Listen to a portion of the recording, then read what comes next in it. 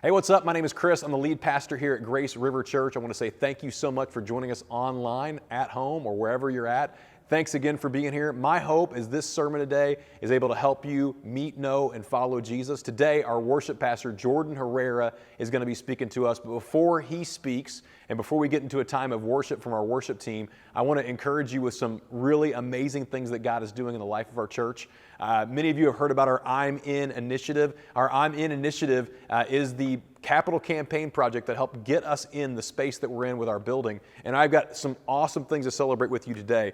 We've raised 91% of our goal. Man, let's do an air high five. Isn't that awesome? We celebrate what God has done. We're only $52,000 away from meeting our goal of $550,000. I want to say thank you to those that have given. And if you haven't given to this project yet and you call Grace River Church your home, I want to encourage you to go to graceriver.cc/give. That's graceriver.cc/give. We've got 5 months left on our I'm In initiative, and maybe God has blessed you to a place where you would love to give to this. I just want to encourage you to take that next step if that's what God is calling you to. And so, man, let's take a step now into worship. I cannot wait to see what God does today. Thank you so much for joining us online, at home, and I cannot wait to see you in person soon.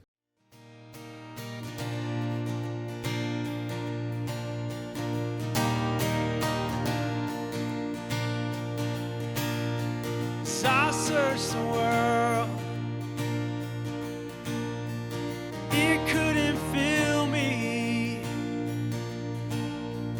Man's empty praise, treasures that fade, never enough. You came along, put me back together. Every desire is not satisfied here in your love. Oh, there's nothing better than you.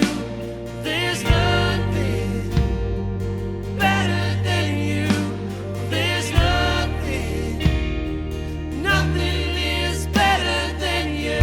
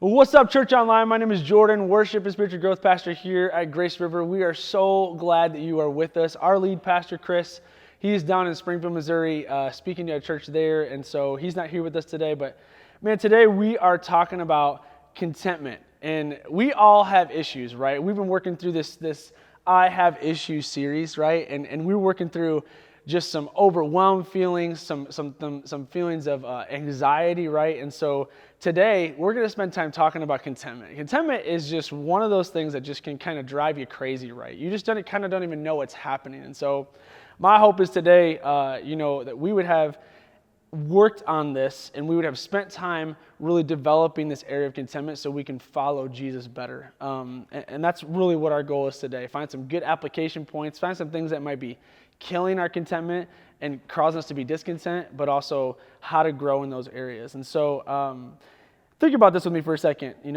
while we jump on. And as you hear something maybe you like or you don't like, give me some comments. Give me some love emojis or some like emojis, some dislikes, maybe some thoughts that you have. And just comment with us inside the comment section so we can hear kind of interactively what your thoughts are. Have you ever thought this before? Let us know. It says, have you ever had a coworker get the promotion you were hoping for? Have you ever experienced that friend from college that got the kind of house that you've been dreaming of, right? Do you have a friend that seems to never age? Like she's got J-Lo and Jennifer Aniston written all over her, right? She just has no aging. And you're like, what is the deal with that friend? Why does she not age like I do? I got wrinkles, I got this, I got that, right? It's like, come on, help me out. I'm discontent with that. How about, the senior in high school, 18-year-old kid who's your neighborhood kid who drives a better car than you? How about that kid, right? And you're like, man, I'm an adult. I have 10, 15, 20 plus years on that kid, and he drives a better car than I do. That makes you a little discontent, right? You're thinking through that. And then there's some other thoughts like that kind of get real and hit real home with us, right? There's just the thought of like, man, have you ever thought that I should have my loved one back and not them? Have you ever thought, man, they don't deserve to have their loved one back. They're relationally messed up, but I deserve my loved one back. Or, there's just so many areas of discontentment. For me, I think there's areas of discontentment from my life is we celebrated Mother's Day last week, and I have an incredible wife who's an incredible mom, an incredible mother-in-law who's just an awesome mother, standing mother for me and our family, right? But I lost my mom going on 10 years ago, actually 10 years to this day, May 16th, the day that you're hearing this. Lost her 10 years ago. Causes some extreme discontentment in my life, causes some severe heartache. And so Mother's Day is just kind of weird for me. I'm not sure what to feel. I'm not sure what where to claim my identity. So I struggle with this too. I think it's a huge area for us, even as a staff, to just grow in genuine contentment. And so know this, we all have issues. It's not just one of us. It's not just you through the lens and you watching us online. It's literally all of us have issues. And so how about this question here? This is just thinking through some of those questions of how maybe those things have been reality for you. How about this? How do I find contentment when my dream doesn't become a reality? Let me say that again. How do I find contentment when dreams don't become a reality? For our marriage, we think that we're single and we want to be married, and so we're irritated that we don't actually have it, right? Or we're wanting to be a mother or a father, and we have this irritation in us that, man, I wish I could just have a kid, or I wish I could just have my kids even just shape up and behave the way that I want them to, right? It causes you genuine discontentment. I wish my kids were further along and smarter in school, or they're better athletically, right? There's so much of discontentment ways for us to live, right? And so how about just to be financially free?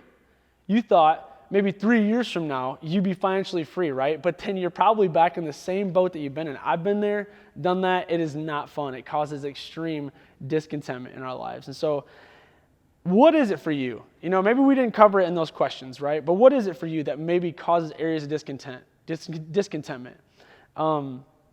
What are some real feelings that discontentment bring?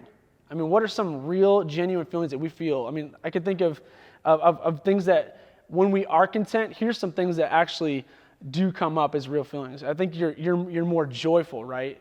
You have peace in your life. You're full of optimism. You're optimistic. You're looking past the situation or the problem, and you're going, man, I'm going to find a solution to this. I know I'm going to trust God through this, and I'm going to see it through that. I'm going to find contentment and be happy and smile through this. I'm not asking people to be perfect, right? You're not going to be perfect. There's going to be seasons where it's discontent, it stinks, and it's hard, right? But there still are points where we can have joy and peace, and we can be hopeful, right? We can be thankful. And some things that you might even say to yourself when you're alone is you say, if you're feeling genuine contentment, you're feeling like, man, I love our friends. I love the friends that we have. Or I love this house. It might cause me some irritations here and there, right? But I love my house. I'm thankful for it. I love my job. I love my relationship with Jesus. I love my spouse. I love my kids. Like, you're just full of expressing gratitude, right? And man, that's such a great place to live in. It doesn't mean that you have to be the positive person in the room all the time, right? It doesn't mean to be fake and put a mask on acting like you have your stuff together when you know you don't. But at the same time, provide genuine contentment in your life, because that's the way God's calling us to live. And so, man, we all have issues. We all struggle in areas of discontentment. And what are some real feelings that discontentment brings to your life? I know it sounds super simple, but I think of just stress, like stress right away when I think of discontentment. I think of unsatisfaction. I think of being pessimistic, like, man, I am looking at the problem and I can only see the problem. I am literally staring at it and I'm saying, man, I have a struggle here and I can't get past it. It's like we can't find the solution, right? And then even worse, right? Sometimes we play the woe is me card. Man, I just can't do this. It's impossible. I'm discontent. They have everything that they want. I don't have what I want. This is just a struggle, right? That's tough, right? It's tough to live in genuine discontentment. And, for me, personally, for me and my wife, I think it's crazy to think of some discontentment areas in our lives. About a year ago, I had our lawn had dandelions, clover, every little weed that you can think possible inside of our lawn was in it. And I was like extremely discontent about it because I had this fine line of my dandelions and then my neighbor's yard on both sides of my house going perfectly clean-cut grass, dark green, perfect, just like luscious grass, right?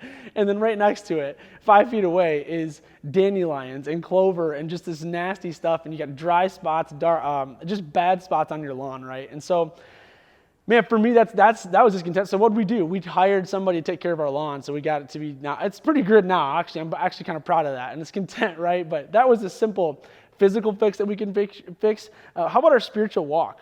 Sometimes I feel like I'm discontent because I feel like I should be further along than I am right now. That's just me being honest. There's things I feel like I should spend more time with Jesus. There's things I could spend more time talking to people about Jesus. It's just like the list goes on, right? We can be discontent in that. And obviously it's okay to be discontent in some ways in our spiritual life because we want to grow closer to Jesus. We're never going to arrive at this. But at the same time, we shouldn't live in genuine discontentment, right, in that way.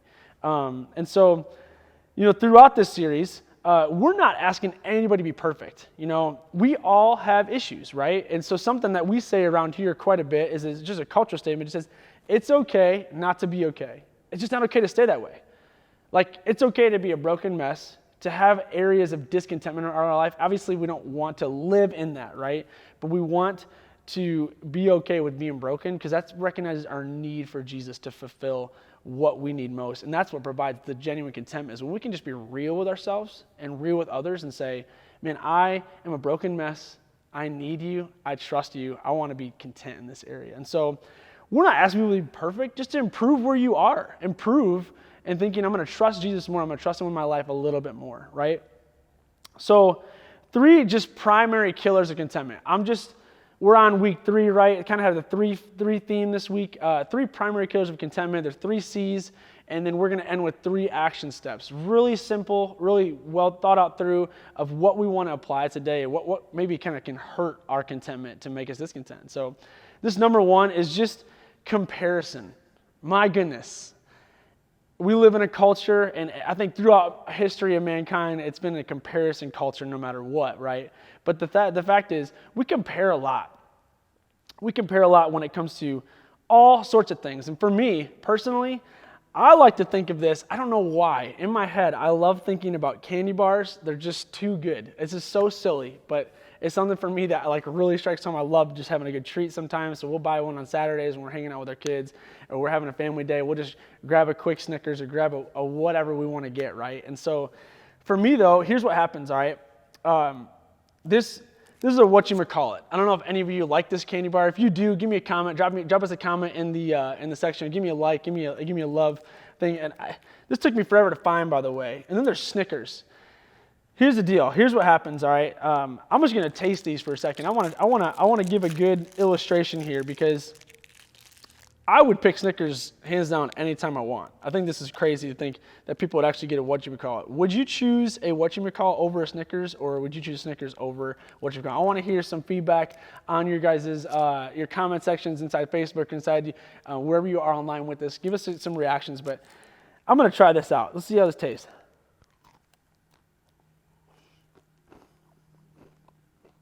I don't know what that bottom layer is. Not bad. It's all right? It's not too bad. But Snickers, just a taste test back to back. This is pretty good stuff. Snickers is, man. So here's what happens. Dang, that's good. I don't recognize how good that is. Here's what happens though. Because I am unsatisfied, or I feel like whatchamacallit is just such a not good candy bar. To me, it's like, it took me a while to find this.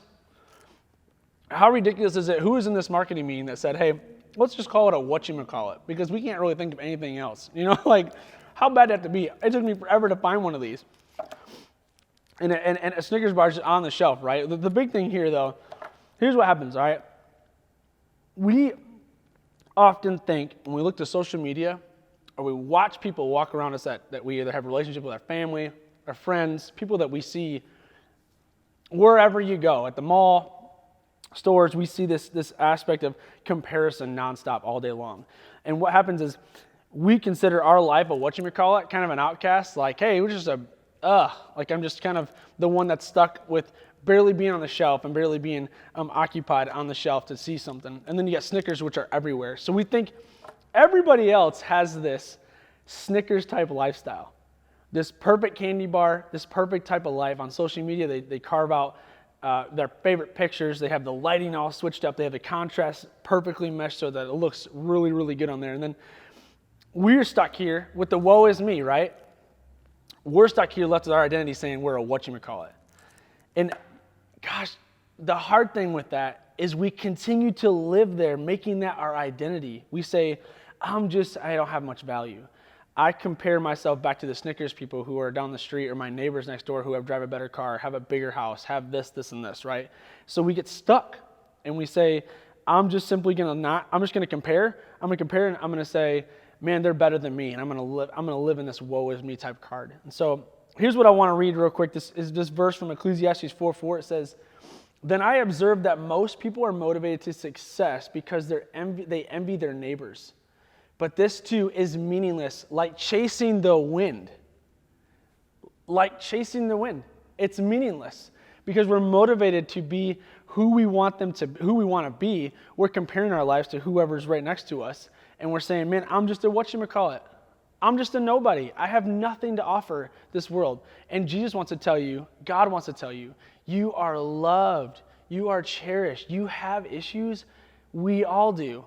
But it's okay. It's okay not to be occasionally. Okay, stay that way. So let's trust that God's going to make us content by stop comparing to others. And I don't know where that is for your life. Maybe you have a little more intimate, thought through way of thinking that. It could have been this could have been the worst example possible, right? But at the same time, let's think through how we're comparing lives and just pull back the reins on that bad boy. That's going to kill your contentment. This next thought is just chasing more. We often love to chase more. There's thoughts of FOMO, right? Fear of missing out. There's thoughts of like, man, which house am I going to get to next? Or which thought am I going to get to next? Or which season of life is going to make me more happy? It's like we're always chasing more, never content with where we are currently at. Here's what happens, all right? Here's your house. Here's your standard house. This is a single home, drive-in, single car garage. You see the pretty nice front door, nice front yard.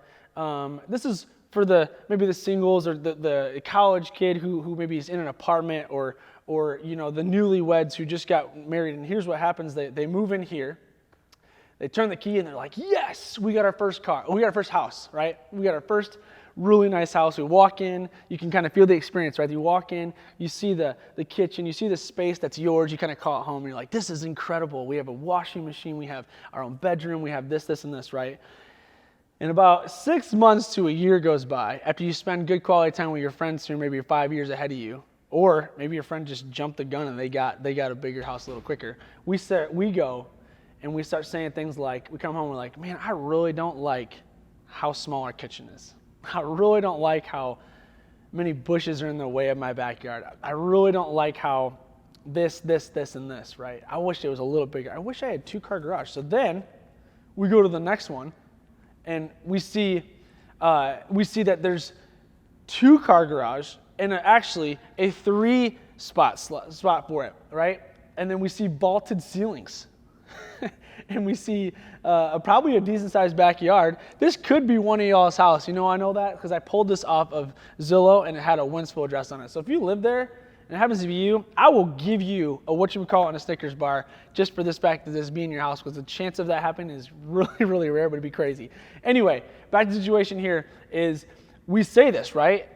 And we get in this house. Some of you might be in this type of house already. You have 3 to 4 bedrooms. You're living in this house, you're paying it down, you have it, and then you start saying things like, man, I watched Fixer Upper, and I'm a Chip and Joanna Gaines fan, right? And I want to have the next best house. Here's what happens. We start saying, I want that next one. And so when our friends get the dope house, we're like, dude, this is so unfair. I'm stuck. I want to get that. Why can't I have that? And it carries genuine discontentment in our lives. Such genuine discontentment, right? And that's the irritation that we live in. We live in the fact that we're like, man, I want that house. I want it to be bigger and better and awesome. And so people can come over and have this. You feel like when you get that, you're going to be content. And that's just such not the case. We have this idea that FOMO creates, and it's like, man, this is really, really irritating. And there's another verse I love reading. This is from the same book that we just read. This is the case of a man who is all alone, without a child or a brother, yet who works hard to gain as much wealth as he can. But then he asks himself, who am I working for? Why am I giving up so much pleasure now? It is all so meaningless and depressing. When we chase after things constantly, we try to live with our areas of contentment in just things and fixated on things that we want or things that we don't have yet, or like we got real, right, with the whole issue of, I wish I had my loved one back. We're discontent because we don't have it. And what Solomon in this book is saying, it's so meaningless and depressing to chase after those things. Ultimately, Jesus is the only thing that's going to make us right. And so, FOMO, come on, man. Who recognizes this picture? Who recognizes this picture? Write it in there. Let me hear some comments. Let me see some comments of what you guys think about this. Tiger King, if you don't know. It was this, the fear of missing out has always been a thing, but this created a cataclysmic thought. I was just like, wow, this is really real in my own life, let alone for all the other people that I'm talking to. So you overhear a conversation of the newest Netflix show, and you're like, man, I really wish I had seen that because I'm hearing these guys dialogue about it. So what do? You go home and you feel like it's your top priority to chase more, to think I have to have contentment because I'm going to watch this show and it's going to make my life better so I can have a better conversation with somebody. It's not so bad to have a conversation with somebody because you watched something that they liked, but the fact is we're like, man, I got to go watch this show, waste 5 hours of my time, because that's literally what I know I did, right, with it, is waste 5 hours. And we say, all we really figure out is, did this lady feed her husband to these tigers, right? It's like, this is the silliest thing possible. But we get wrapped up in it, and we sit here and go, man, I think that watching this or doing this and having fun in this is going to create a sense of contentment. And it's just such not the case, right? Did we really have to watch it just to be part of the conversation? Probably not. But we do it, and it's like, man, let's rethink some of those things. Why do we feel like we have to do that, right? I love what Paul says in this next verse. It is incredible to think about that. For a second, just take a second and think, how do we really crush discontentment in our lives? We crush it by having these same thoughts in the minds of Jesus and the heart of Paul here. Listen to this, what he says. But whatever gain I had, I counted as loss for the sake of Christ. Indeed, I counted everything as loss because of the surpassing worth of knowing Christ Jesus my Lord. I love that. Because of the surpassing worth of knowing Christ my Lord, that's when I knew I could count everything as loss. For his sake, I have suffered the loss of all things. Count them as rubbish in order that I may gain Christ and be found in him, not having a righteousness of my own that comes from the law, but that which comes from through faith in Christ, the righteousness from God that depends on faith. He's content because he knows Jesus. He's content because he has a relationship with Jesus. And that may be you, it may not be you. But what I'm going to tell you is when you chase after, there's areas of discontentment in your life, you're literally going to be left hanging because you're trying to chase after something that's not actually going to obtain you true contentment. And so I love this next verse. Check this out. He says, not that I am speaking of being in need, for I have learned in whatever situation I am to be content. He's learning this. It's not just some natural thing for him. He's learning it. And he says, I've arrived and said, man, I can learn what it means to be content. Still have struggles, still have irritations. I'm not perfect, but I'm going to trust in the one who makes me perfect. He says, I know how to be brought low, and I know how to abound in any and every circumstance. Every circumstance? Are you kidding me? That's impossible, right? No, it's not. Because we legit love Jesus. We legit have these struggles that come up. We can have a joy in every circumstance, even when it's hard. I have learned the secret of facing plenty and hunger, abundance and need. I can do all things through him who strengthens me. One of the most quotable verses of all time, right? Outside of John 3:16, people use this all the time. Sport athletes put this on their chalk or their gear just to make it seem like so they can have it all together, right? And I think that here's the thing that we run into is since we don't have Jesus the main part of our life or the fulfilled part of our life, we sit there and go, I'm going to fix it with this, and I'm going to make sure I can get this so that I can chase more, acting like it's going to actually fill me up and make me content, but genuinely makes me super discontent. And so last area, right? We have comparison, chasing more, and then we compromise. Man, have you been there before? Have you been there where you thought, man, I got to compromise my situation? You've never said that out loud, but your actions displayed it. You said, man, I'm going to compromise this situation so that I can get what I want. I can have what I want. There's a book that I've been reading called Didn't See It Coming by an author called Carey Nieuwhof. It's an incredible book about pride, about some ways to just draw in serious discontentment and not being stuck in the pessimistic point of view of life. I would encourage you to read it. But it says this on page 36. Check this out. It says, far too many of us end up compromised. Who we are no longer lines up with who we had hoped to be. And it happens so subtly that most of the time we don't even know what's going on. Man, that's scary, right? That's scary sometimes. We get stuck thinking and hoping that we're going the right direction when all along we're not trusting the one who's pointing us in that right direction. It's scary to think about, honestly. And so we're stuck in this way of we living in these traps of comparison. We live in the traps of chasing more and having compromise. And God doesn't want us to live there, right? He chooses to say, don't go in that direction. Don't run towards that direction.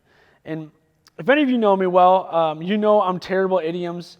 I love using this book because it teaches me idioms. I'm the worst at idioms. I just don't know them. They're the worst. When it comes to just having an idiom. So I had one that went along with this compromise issue. And it says this. It's called smoke and mirrors. Have any ever heard that? Drop a comment if you've heard that one. I have never heard this one before. Smoke and mirrors, idiom. I feel like an idiot because I don't know it. So we're going to run with this one. It says smoke and mirrors. It's pretty much just the use of illusion. Listen to how it says it in a sentence. Don't believe everything Mary says about her lifestyle. A lot of it is just smoke and mirrors. She likes to impress people. She likes to act like she's got it together.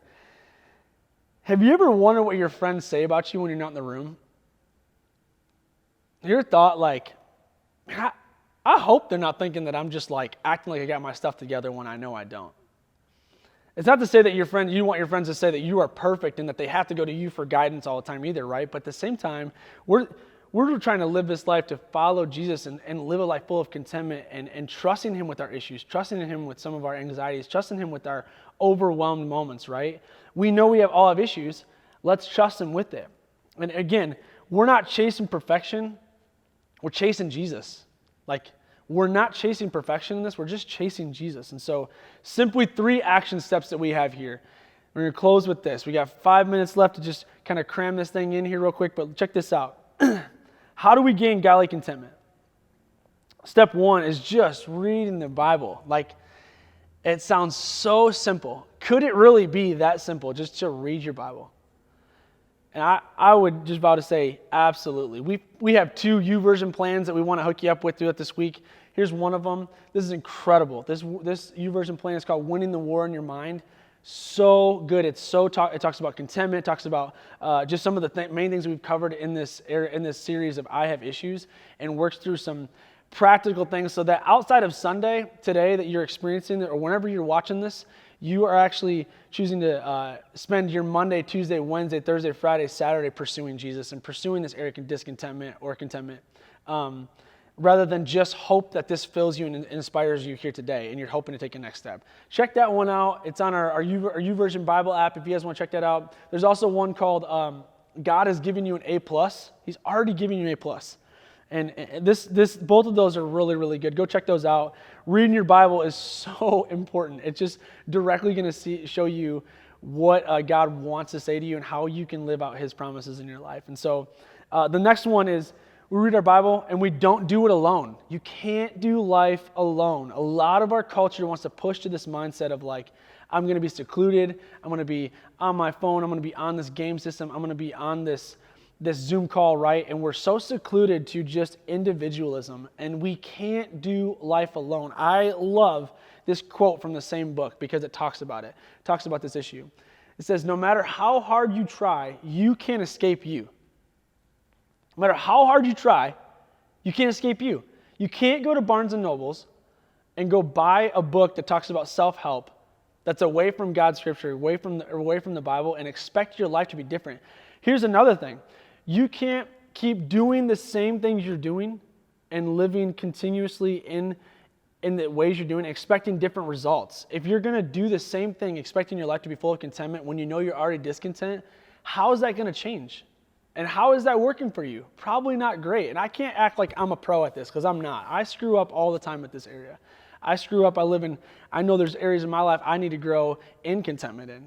And we all do, right? But we're going to make a decision to say, man, I'm going to trust God through this, right?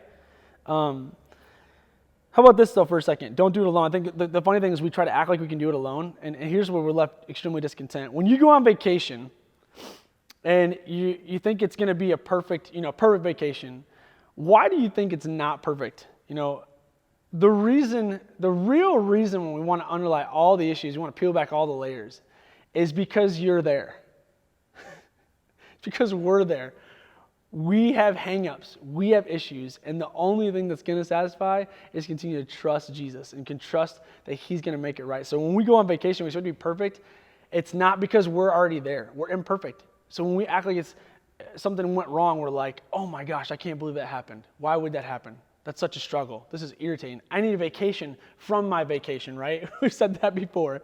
You know why the car buying a brand new car won't satisfy? It's because you're inside the car. Eventually, you're going to rot up and you're going to say, man, this car is just, now it's 10 years old. It's 5 years old. I see the next hottest thing coming out, right? When you're driving an SUV and you bought the brand new Honda Pilot or whatever, right? And then the Bronco comes out and everyone's like, oh my goodness, I got to get the new Bronco because that thing looks sweet. It's like, we constantly live in this state of the 3 C's we talked about, comparison, chasing more, and we compromise, and so we change it to make it seem like it's going to fulfill our lives, and that's such far from the truth. Don't do it alone. Let's chase after people. Let's run towards people. Small groups are a huge deal. You can go to our website, check out our small group, so you can plug into a small group to do life together with people that we have here in our church and throughout our community, that people are plugged in there. Spend time with those who are going to push you closer to Jesus. Don't spend time with people who are pulling you away. If you have friends that are toxic, I'm asking you to cut the relationship. If you have friends that are toxic, spend less time and send around people who are going to push you closer to Jesus. And celebration is a big deal. Expressing gratitude, right? We've seen God save 7 people. 7 people have said yes to following Jesus, to making Jesus the Lord of their life in the past 5 weeks, guys. That is incredible. We should be clicking the button, the like button, the love button all over that bad boy and just saying praise Jesus inside that chat section. It's incredible to think of what God has done, right? Let's celebrate for a second. So I'm going to show you this baptism video that we had. It's really just a life change video. If you want to check this out as we conclude our online, I want to just encourage you to check this video out, celebrate with us, and we got one more point coming up here in a second. Check out this video.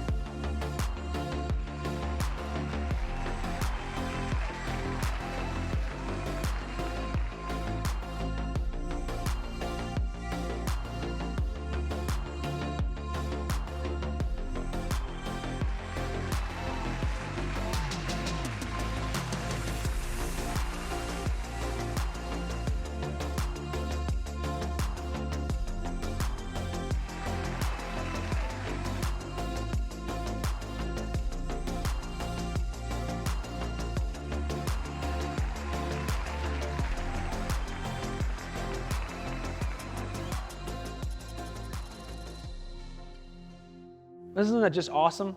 Isn't it awesome to see what God's doing? It's awesome to see the fact that life change is happening 2,000 years later from Jesus rising from the grave. That people are saying yes to making Jesus the Lord of their life, because that is what brings contentment, guys.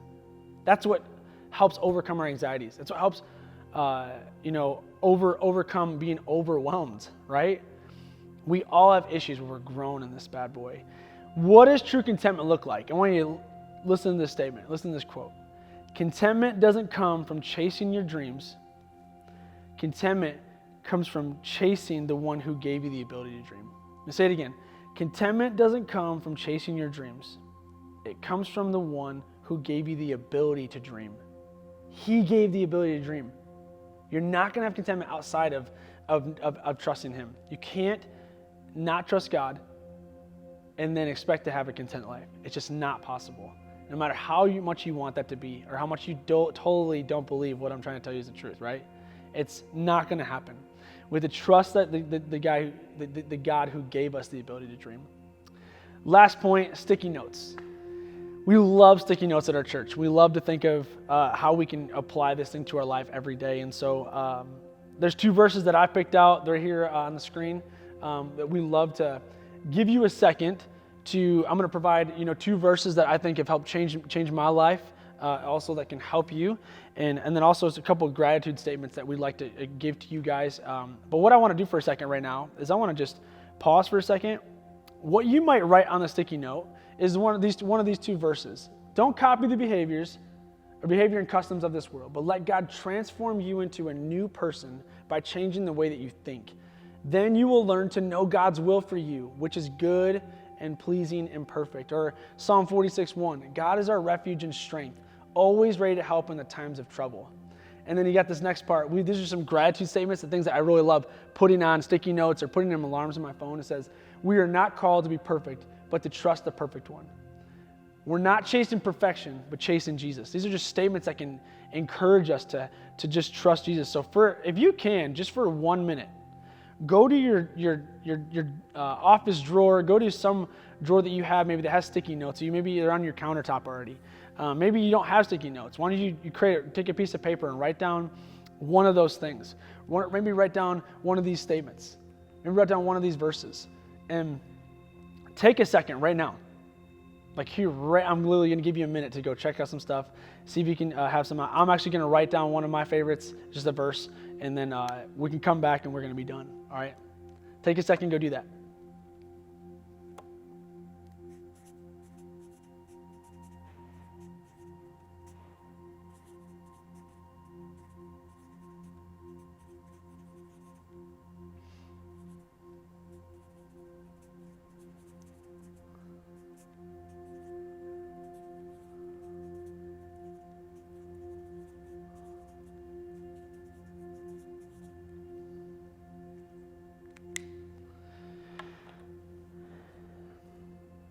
All right, we just want to say thank you for joining us at Church Online today. If you can, grab your sticky note, go put it somewhere that you know you're going to see it every day. Put it on your mirror, put it on your dashboard of your car, put it on your computer at work, somewhere you know you're going to see it. Even create them for your kids, create them for your spouse. Do whatever you got to do to put this in front of you, because we know this is what's going to cause some life changes. Seeing scripture or seeing some gratitude statements that just really make us point our directions toward Jesus. And so again, thanks so much for being with us here at Church Online today. We are so glad that you're with us. We all have issues, right? Let's just trust the one who's given us this way of direction, who's given us this sense of contentment, because we can't have it anywhere else. Thanks for being here. Hope you guys have a great week. Thanks. Man, what an incredible message. Powerful, powerful stuff. I hope that there was a really clear takeaway for you, a next step as you meet, know, and follow Jesus. You know, one of the ways we follow Jesus here at Grace River is through our giving. We always say it like this, man, it's only reasonable that we give back to a God who gave us his life. And so what we do is we give first, we save second, and we live on the rest. And so if you're interested in giving, you can go to our website at graceriver.cc/give. That's graceriver.cc/give. Your giving is helping people meet, know, and follow Jesus. Can't wait to see you soon. Hope you have an awesome week.